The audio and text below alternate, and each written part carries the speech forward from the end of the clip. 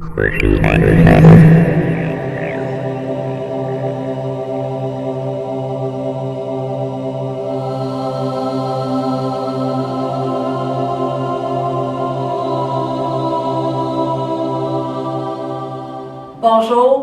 bienvenue à Déco chez Clos. Je suis encore enchantée de vous partager encore quelques idées sur les matériaux de la nature. Vous me permettrez de commencer par une énigme qui est la suivante. Quel est le premier matériau de nature roche avec lequel l'on a un contact, le premier contact dans la vie, à l'exception bien sûr d'une marche en forêt? Alors, quel est le premier matériau de nature roche avec lequel on a le contact? Ça va être le sujet de notre vidéo d'aujourd'hui. Et je ne vous fais pas attendre plus longtemps. Et voici le matériau, c'est 1 plus 1 égale de l'ardoise. Nos tableaux noirs, c'est de l'ardoise. Alors aujourd'hui, j'en parle, mais en termes différents, pour vous faire connaître l'ardoise. Et c'est du sérieux. On va remonter dans le temps, vous allez voir. Alors voici, c'était pas un problème mathématique trop compliqué, hein? 1 et 1, ça fait 2, mais il y en a qui disent que ça fait 3 parce que, bon, il y a des considérations ésotériques, que le principe d'émergence, quand tu mets 2 molécules ensemble, le résultat, c'est plus que les deux, c'est autre chose avec des propriétés distinctes. Mais là, j'arrête, je vais vous parler de physique, j'en finirai plus. Mais je vais quand même parler physique au sens de formation de l'ardoise.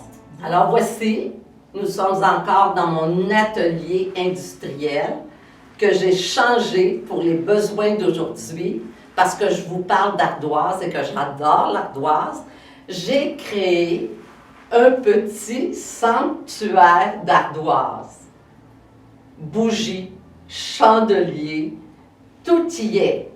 Et maintenant, on jase ardoise.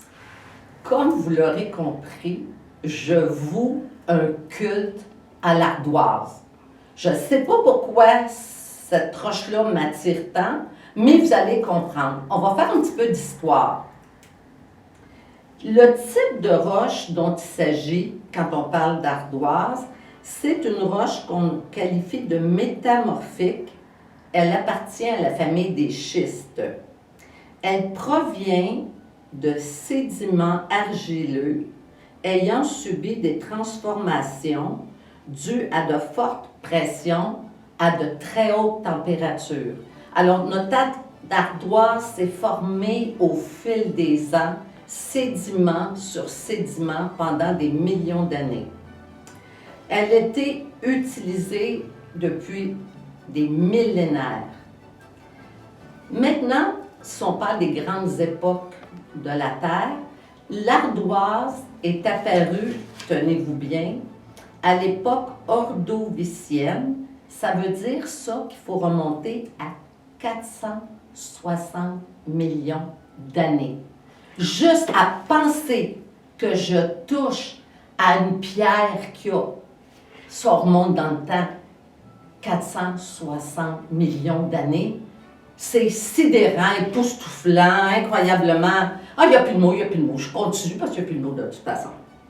Ensuite, il faut qu'on parle de la Pangée. Lui va vous mettre la photo de la Pangée. Vous allez voir que les continents, à ce moment-là, sont agglutinés. Et pourquoi je vous parle de la Pangée? Parce qu'il y a différentes sortes d'ardoises. Selon cette carte, vous allez vous apercevoir que l'Amérique du Nord, les Appalaches et l'Europe sont soudés. Et ça a formé un type d'ardoise spécifique, très, très robuste. Et moi, je me suis approvisionnée chez quelqu'un qui prend son ardoise en Nouvelle-Écosse. Maintenant, si on regarde toujours notre Pangée, puis on va du côté de l'Inde, de la Chine, Là, on va s'apercevoir que le produit, l'ardoise, contient beaucoup plus de pyrite. Elle est moins, le terme qu'ils emploient pour la qualifier, elle est poreuse, puis elle demande plus d'entretien. Notre ardoise à nous, qui est un peu semblable à l'Europe, en fait, parce qu'on était dans la même formation géologique et même proximité, ce sont des caractéristiques où l'ardoise est plus robuste. À la rigueur, on pourrait ne mettre aucun produit dessus, puis elle est très, très, très solide. Ces caractéristiques, quand on la regarde, parce que moi j'ai un plaisir fou à manipuler cette roche, c'est qu'elle est très résistante. Elle a un grain très fin et homogène. Si on fera un zoom tantôt, vous montrer ça. Elle a aussi, ça dépend des morceaux, mais pour plusieurs, un aspect satiné. Et ça, c'est dans l'ardoise, il y a de petits micas qui est aussi dans la famille des minéraux et qui donne un aspect satiné. Et ensuite, on parle de sa fissilité. La fissilité, c'est qu'on peut avoir des strates d'ardoise. On pourra regarder des morceaux où on voit toutes les strates. Ce qu'il faut savoir, c'est que pour l'extraction de l'ardoise, ça peut se faire à ciel ouvert, donc on peut avoir des mines à ciel ouvert d'ardoise, ou ça peut être à l'intérieur de la terre. La première fois qu'on a utilisé de l'ardoise pour de la construction, c'est au paléolithique, il y a 12 000 ans. Vous pouvez vous imaginer comment on remonte dans le temps. On fait avec l'ardoise des monuments historiques. On peut couvrir des bâtiments et on dit, ben moi je dis à la blague, là, la garantie c'est de 70 à 300 ans. Moi j'ai le temps de me tanner d'une maison. Mais en tout cas, ben, ceux qui auront des héritiers qui resteront des maisons, qui ont été couverts d'ardoise, sachez que c'est très, très, très durable. C'est le moins qu'on peut dire. On dit à 300 ans, là. Très bonne publicité. Hein? Alors, les bâtiments extérieurs, c'est formidable parce que c'est imperméable, inaltérable et ça ne décolore pas. Quand on la concasse, l'ardoise, parce qu'elle peut venir en petits morceaux, restez là, je vais vous montrer, et peut avoir de tout petits morceaux et encore plus petits que ça. Ça peut même être comme des tout petites pierres d'1 centimètre ou 2. Ça fait un excellent paillis. Ça peut remplacer le paillis qu'on connaît de bois ou d'écorce et ça assure l'humidité du sol. Ça, c'est pour l'usage extérieur. Si on veut rentrer l'ardoise dans la maison, en tout cas, moi, c'est rentré comme vous le voyez ici, ça peut servir pour faire des doucerets. Ça peut servir pour faire des beaux foyers. Ça peut faire des plans de travail pour la cuisine. J'ai même vu des restaurants où on va vous servir sur une plaque d'ardoise des petites bouchées. C'est fabuleux. Le noir de l'ardoise fait ressortir les aliments, les coloris, c'est extraordinaire. Alors, si j'aime l'ardoise, je vais essayer de trouver un moyen de l'utiliser. J'aime toucher de l'ardoise, j'aime la manipuler et la première idée qui m'est venue, entre toutes, c'est les inukshuk. Les inukshuk, vous en voyez un à ma droite ici, qui est fabuleux.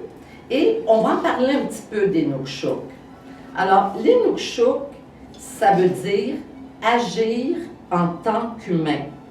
Imaginez-vous qu'on peut remonter à 2400 à 1800 ans avant notre ère pour en retrouver sur l'île de Baffin. L'inukshuk sert comme aide pour les Inuits.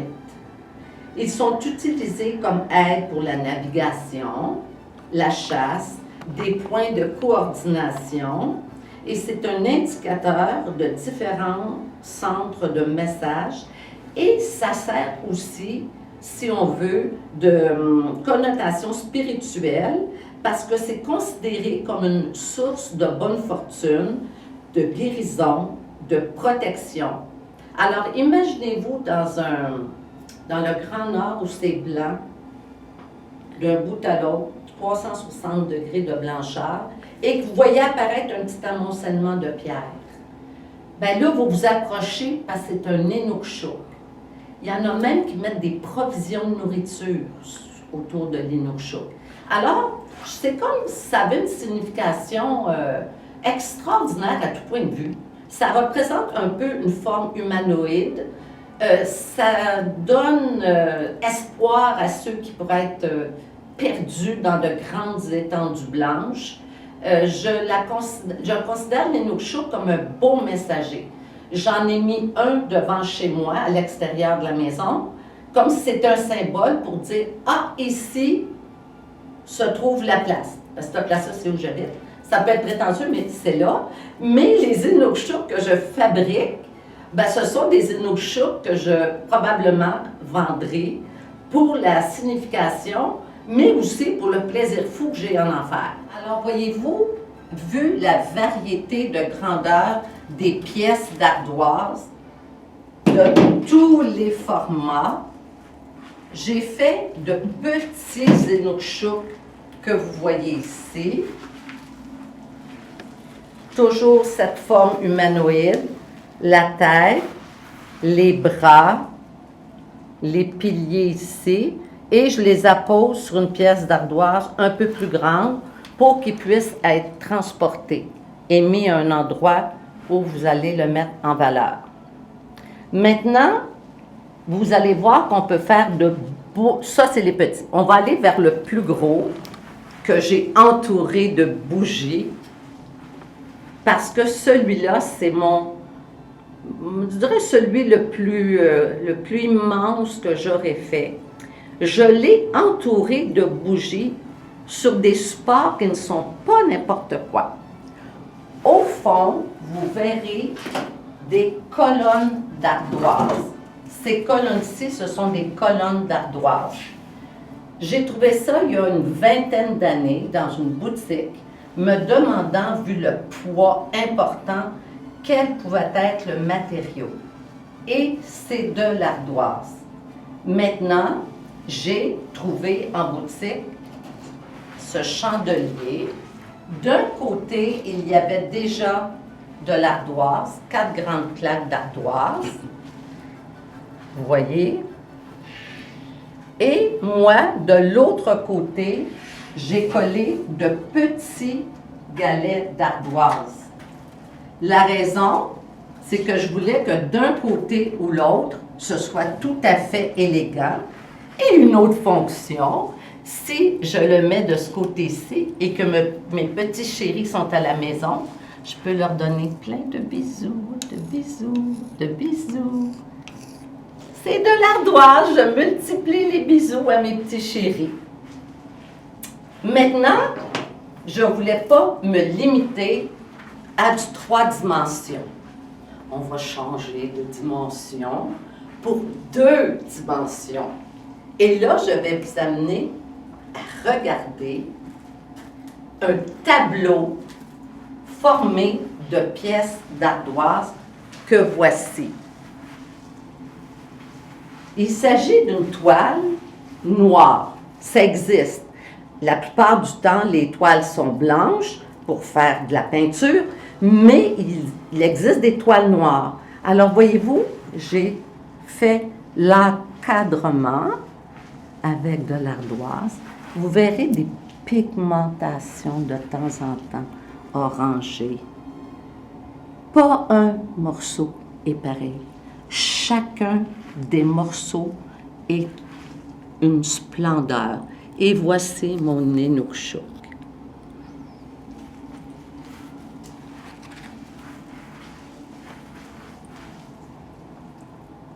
Maintenant, ici, j'ai pris une toile blanche que j'ai peinte à la va comme ça vient, du blanc, du gris, et j'y ai mis mes personnages préférés. C'est une mosaïque de belles pièces d'ardoise Et vous remarquerez que le monsieur a comme un cœur sur la plaque du milieu. Quant à la femme, je n'ai pas trouvé de forme de cœur, alors c'est à l'intérieur. Alors, c'est mon couple d'ardoise. Ce type de personnage m'habite depuis toujours. Lu vous montrera en photo le premier tableau d'Inukshuk que j'ai fabriqué.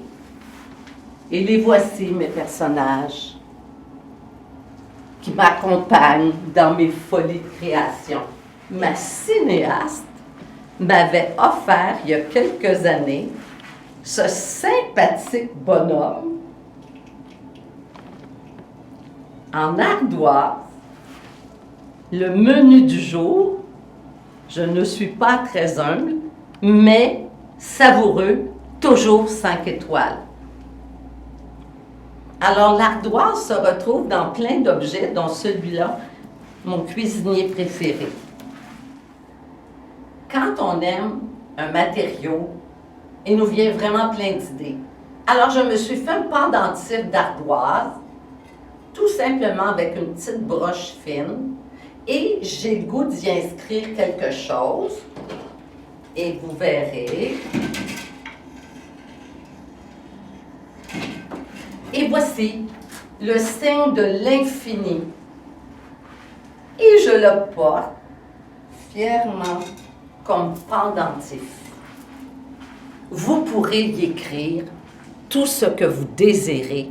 C'est un moyen subtil de donner des messages à l'autre. Alors, voici, et même l'ardoise, quand elle est plus épaisse, peut se tenir debout comme ça, et à vous d'y inscrire un petit mot. C'est très écologique. On ne jette pas un papier, on ne jette pas une feuille, on a toujours notre petit mini tableau d'ardoise. Et enfin, mon petit personnage, composé de bois flotté et d'ardoise, que je peux vous montrer sous différents angles. Et bien sûr, la base est un magnifique morceau d'ardoise. Et vous verrez les différentes couches dont je vous parlais tantôt. Et voyez ici les différentes couches d'ardoise. Alors, c'est ici que se termine ma vidéo sur les usages de l'ardoise comme art dans nos maisons, Inukshuk, chandelier. J'ai l'impression d'être dans un sanctuaire qui remonte à 460 millions d'années. Nous, petites poussières d'étoiles, servons-nous des matériaux magiques que la Terre-Mère met à notre disposition, que ça nous serve aussi pour les messages et tout autre usage qu'on pourra trouver. Si vous avez des idées, s'il vous plaît, faites-moi-les parvenir. Je vous souhaite de trouver du plaisir à jouer avec de l'ardoise, si ça vous le dit. Et sur ce, merci de m'avoir écouté. J'ai été ravie de vous partager cette passion et portez-vous bien. À la prochaine.